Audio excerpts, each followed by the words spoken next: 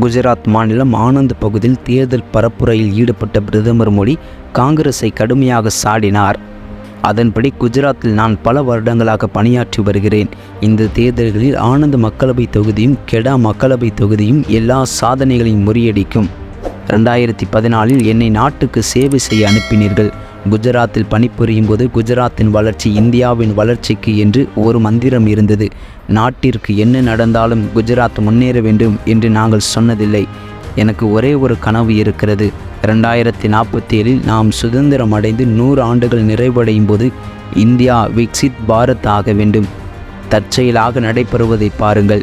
இன்று இந்தியாவில் காங்கிரஸ் பலவீனமடைந்து வருகிறது. வேடிக்கை என்னவென்றால் காங்கிரஸ் இறந்து கொண்டிருக்கிறது. அங்கு பாகிஸ்தான் அழுகிறது. இப்போது பாகிஸ்தான் தலைவர்கள் பிரார்த்தனை செய்கிறார்கள். பாகிஸ்தான் இளவரசரை பிரதமராக்குவதற்கு பாகிஸ்தான் ஆர்வமாக உள்ளது. பாகிஸ்தானுக்கும் காங்கிரஸுக்கும் இடையேயான இந்த கூட்டு இப்போது முழுமையாக அம்பலமாகியுள்ளது என பிரதமர் மோடி கடுமையாக சாடியுள்ளார்.